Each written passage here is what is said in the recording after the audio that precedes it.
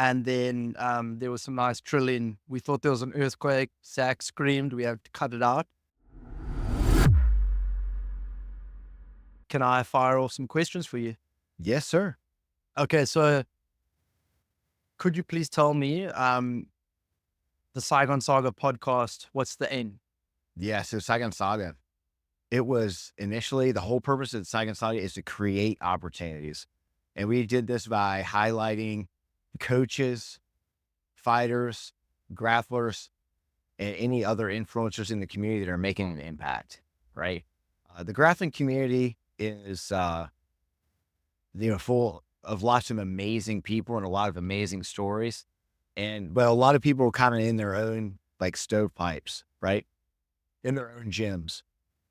And there's not a lot of cross-pollination. There is some cross-pollination here in Vietnam, but I felt that if we could create this podcast, it will allow us to value other coaches more, understand their stories, because we have people from 5, 10, maybe 15 different countries here in Vietnam, and the locals really blend well with the foreigners here.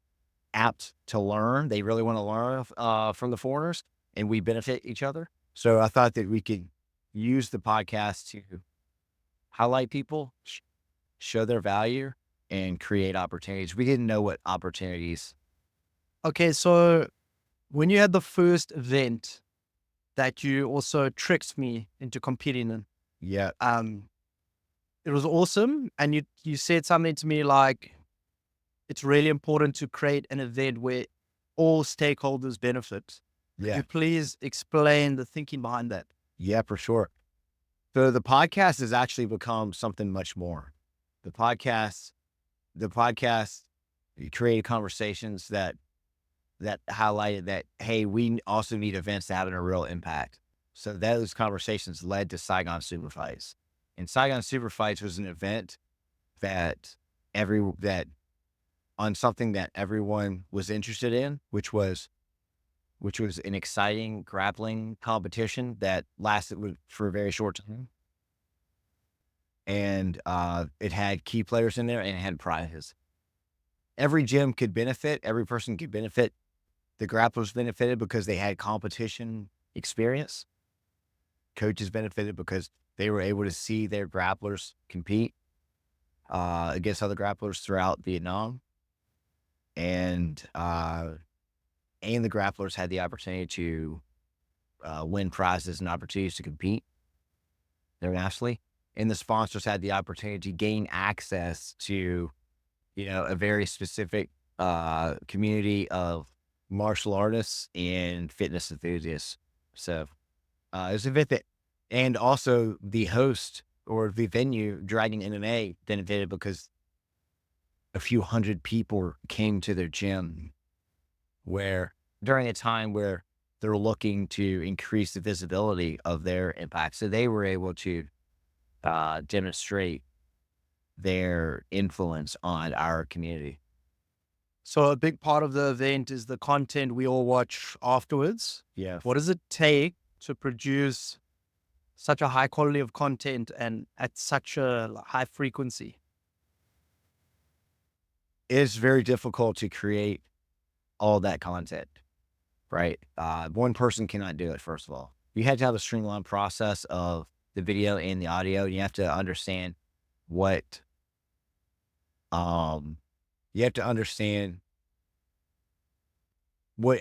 you're trying to achieve.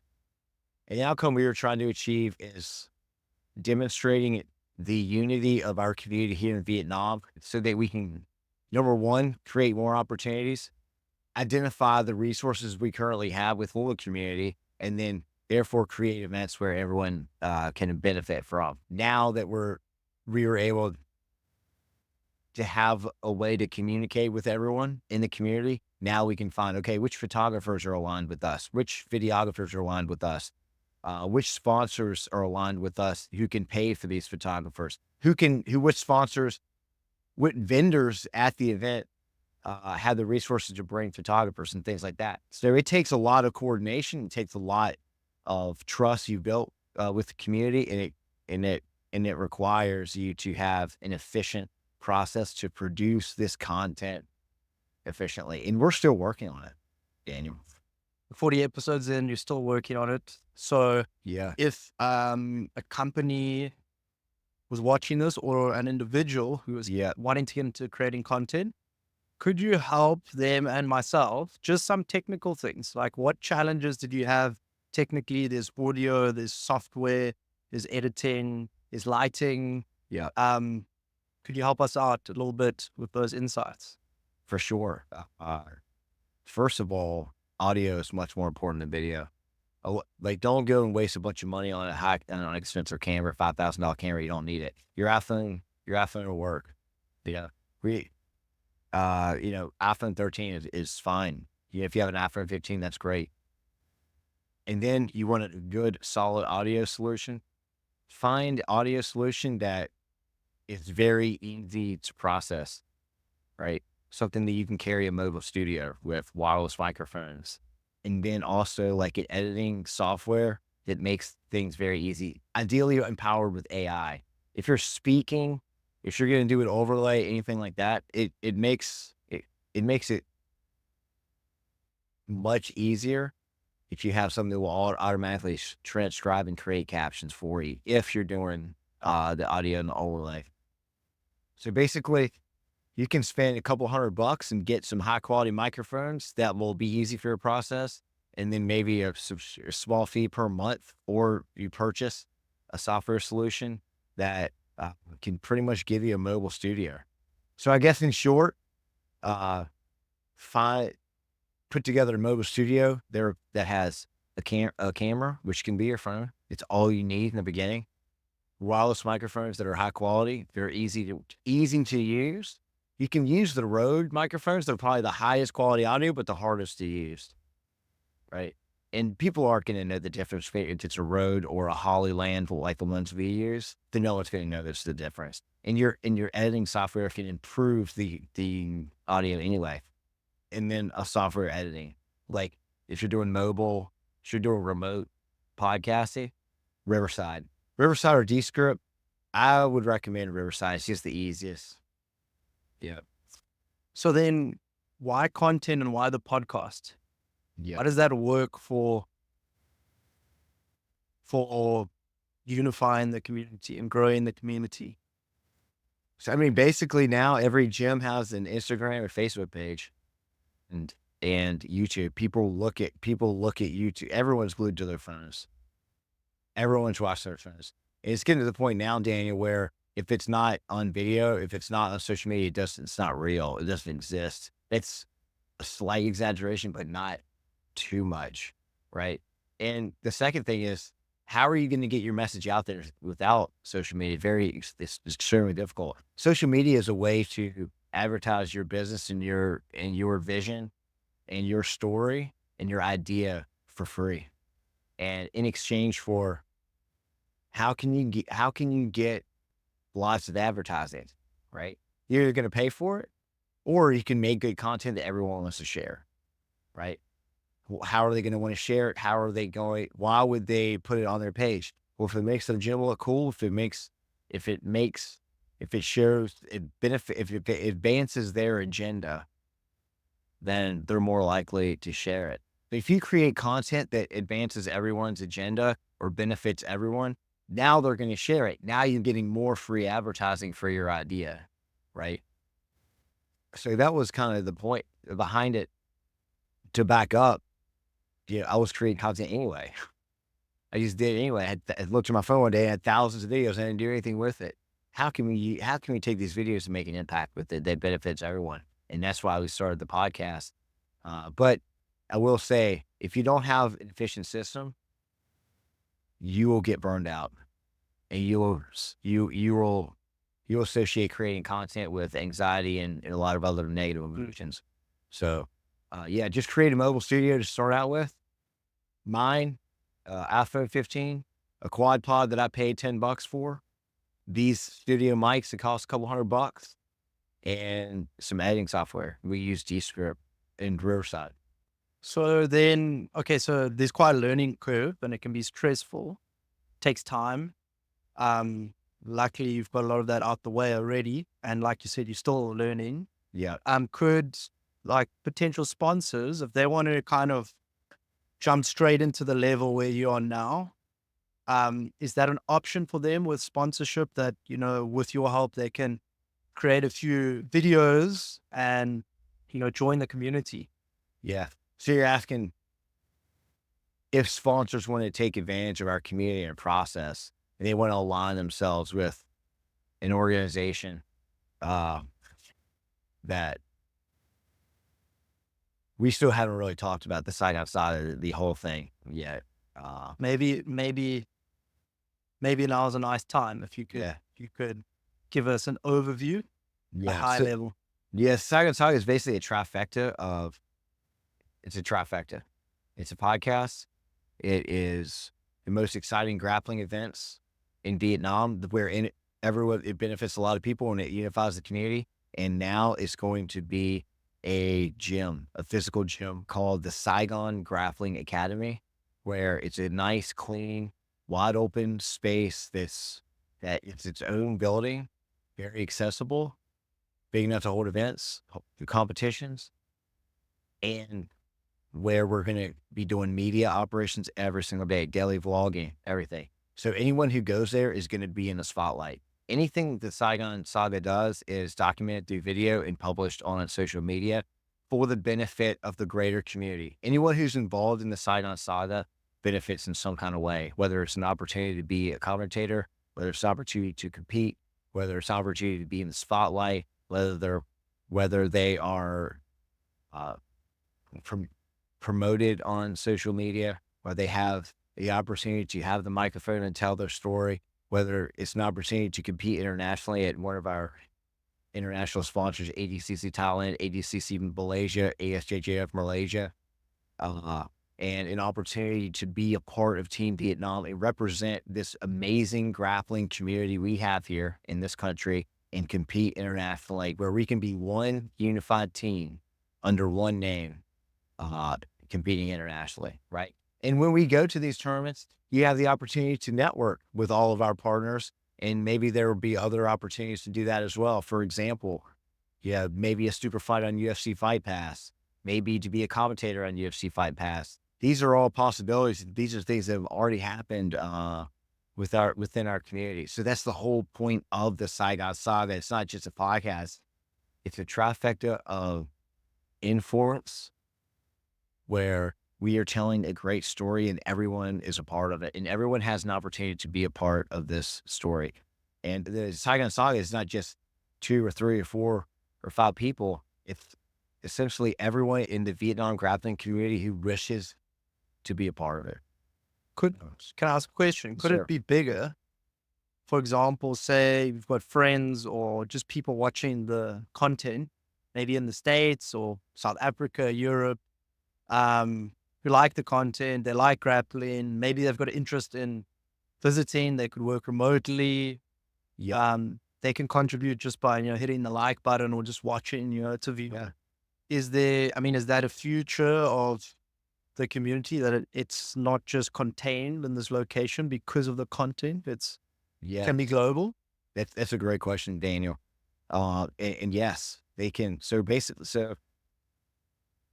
now that we have a gym that we can conduct operations out of, and the Saigon Saga basically is a window into what the ungrappling community is like. If you're in the United States, you're in Chicago, you're in New York, New Orleans, wherever you're at, and you're looking to travel abroad, maybe you want to be a digital nomad, or you want to live remotely, and you still want to train.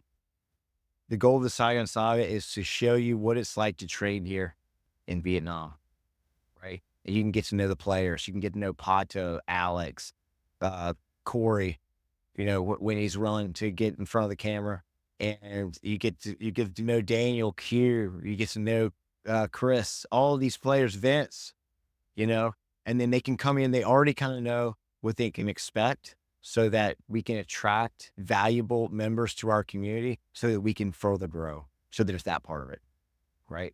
Yeah, exactly. I mean, essentially we're scaling a culture, just like a startup, right?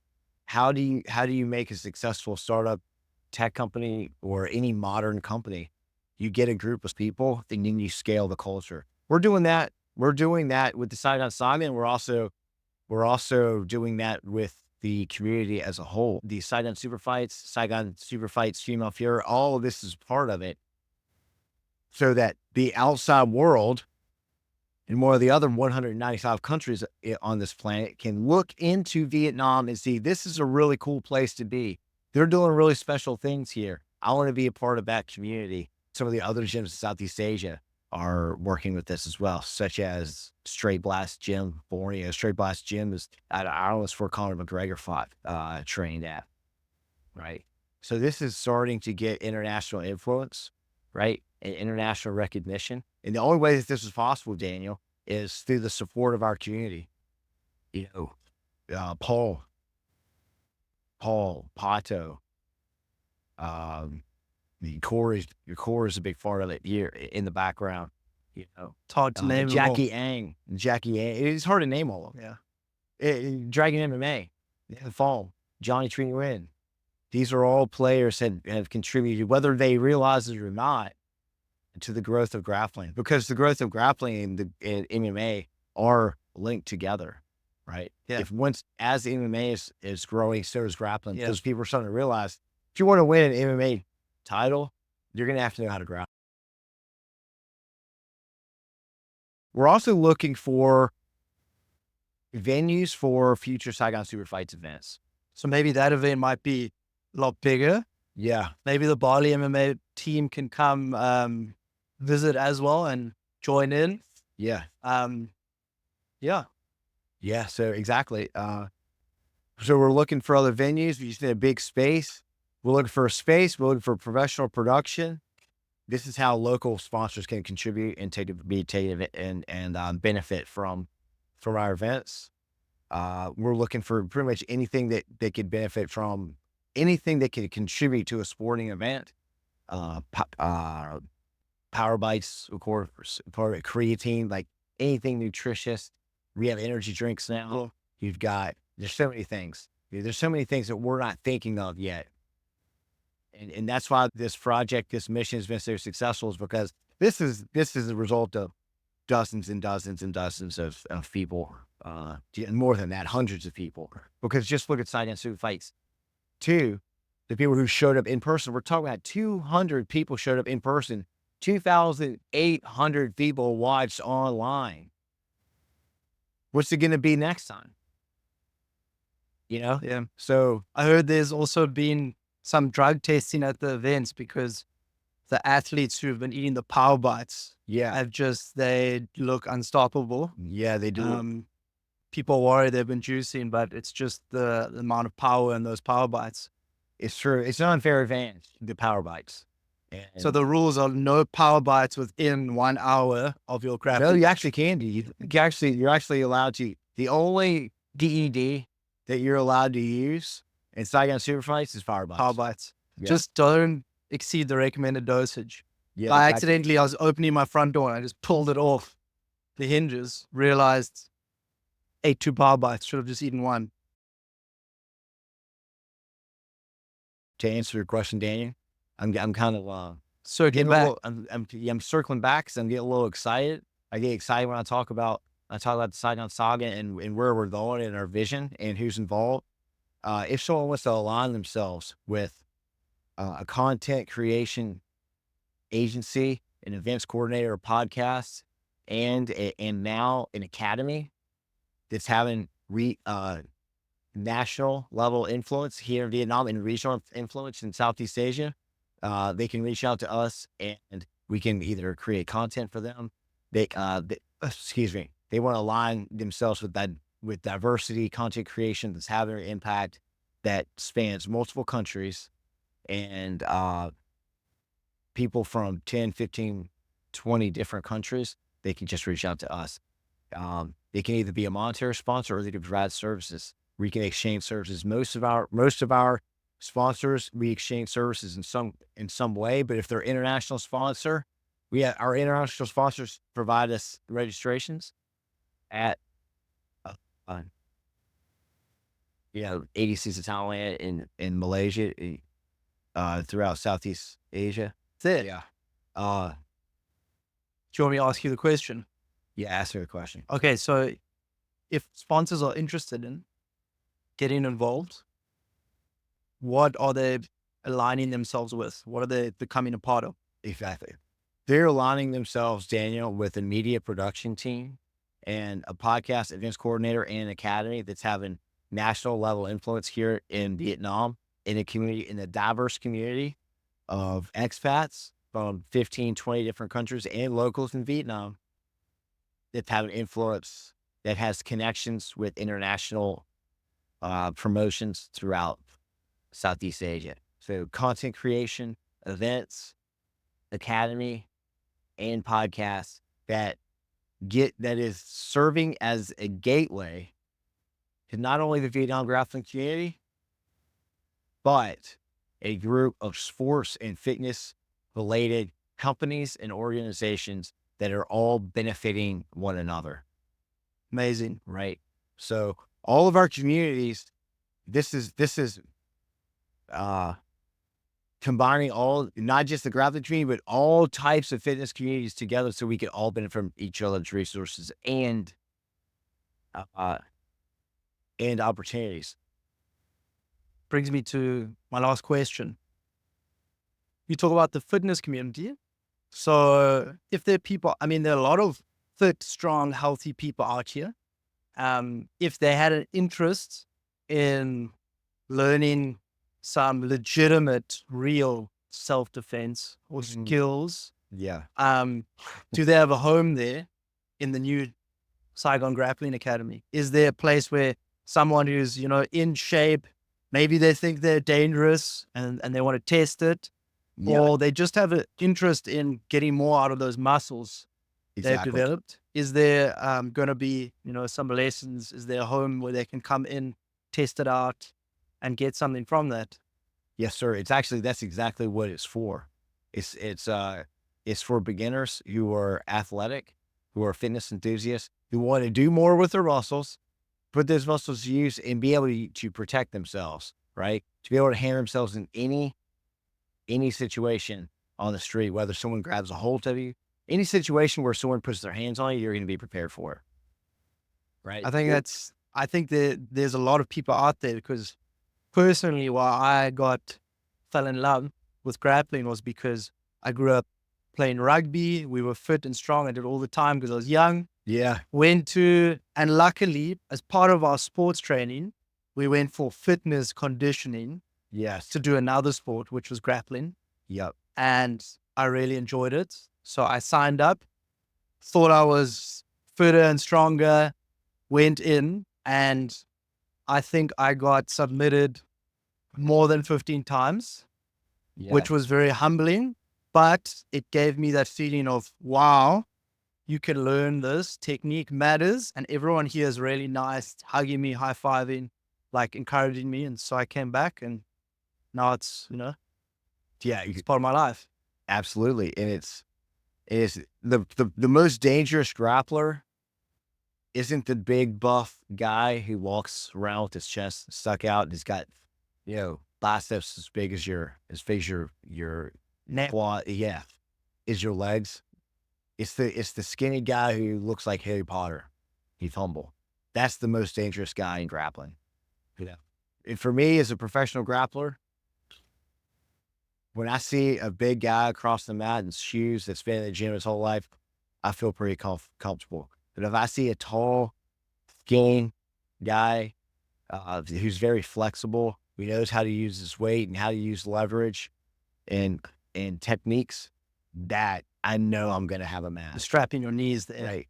Exactly. So it's a lot of gym guys have big egos. They have big muscles. They have big egos, especially if they've never done martial arts, and they might challenge someone. But if they've never done wrestling or grappling or certainly any kind of grappling martial art, even if you're a Muay Thai guy and someone puts their hands on you, come up behind you and grab you, you're not going to know what to do. Anyone who knows what they're doing is going to be able to handle you. So then my next question was, you obviously come from wrestling. This is, I guess, our opinion. But for me, if someone, say you meet someone at the gym, they're strong, they've been squatting, right, and bench pressing. How helpful is it to start with standing on your feet Yes. and learning in the beginning, like as a wrestler, because they're already probably a little bit athletic, I mean, in my extremely biased opinion, I think starting with wrestling and on your feet is very important because all your fights are going to start on your feet anyway. And it's the most practical thing. Yes, the fight is going to go to the ground and then you're going to go to one of many different situations, but you're going to start on your feet. It's going to give you a lot more confidence and it's going to be more practical. And from your feet, you can learn simple, highly effective techniques that are going to be useful in practically any situation, right? I think it's extremely important. From what I have seen from as a coach and a competitor, the people who have adapt the best to grappling, to jiu-jitsu, are wrestlers and rugby players. It's the truth.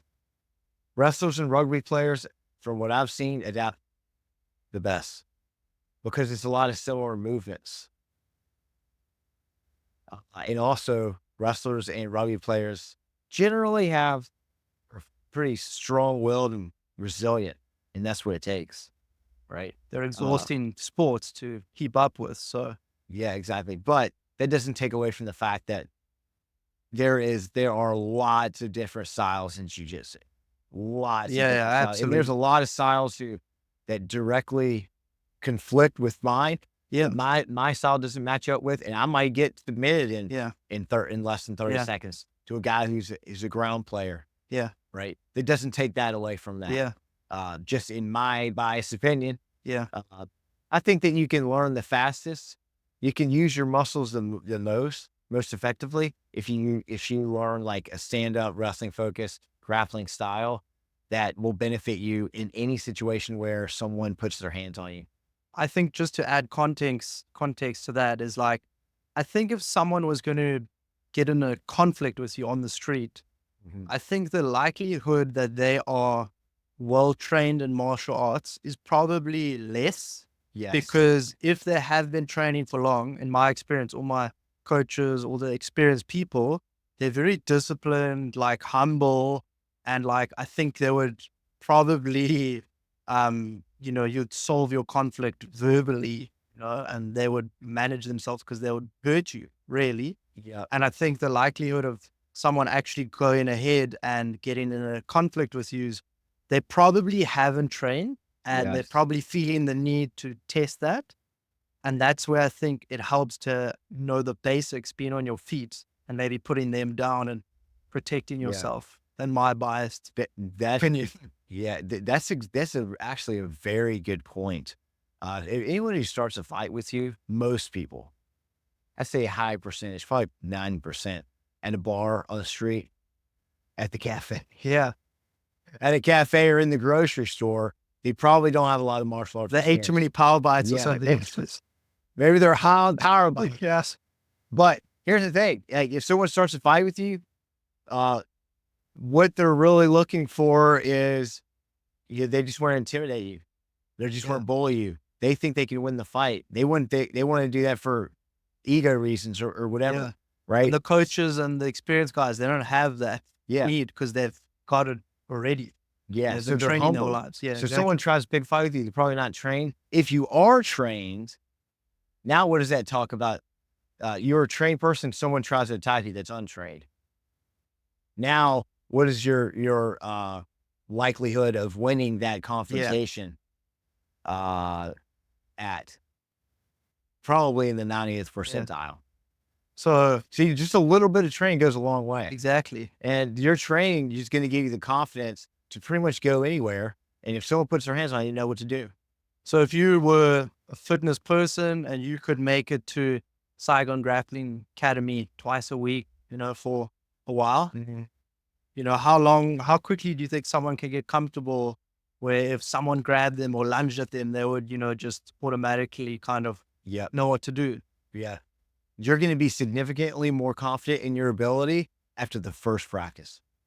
And the reason for that is because You're going to get special attention from the coach that knows exactly what you need to do to understand the basics of grappling, the basics of what to do when someone grabs a hold of you, right? And then at the end of the class, you're going to put in realistic situations where you can test these techniques in a live environment, right? And it's basically just a controlled fight, right? It's a controlled fight.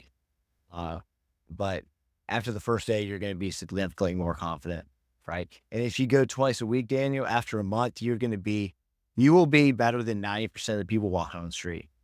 What is what atmosphere can they expect when they go in there? Because I had a friend come watch my first jiu-jitsu competition. Yep. And I guess from her mind, she was like, oh, it's fighting. And she came, she was like, wow, I can't believe everyone's like hugging each other. She wasn't talking about the actual match. She was talking about afterwards when, you like, well done. There's like a hug or a high five, Yeah. and she didn't expect that healthy, atmosphere. What can people expect when they come to the gym? Because this is going to be new for them. Yeah, that's a great question, Dan. A new grappler at Saigon Grappling Academy in any class that you join can expect a nice, clean, open environment that's climate controlled, full of welcoming staff, a coach that cares about your development, and with other new grapplers that you can connect with and train with. So a fun, welcoming environment where everyone grows and connects. Secure and safe. Secure, stay fun. And then carry that security and safety as you learn the skills and you go out into the world.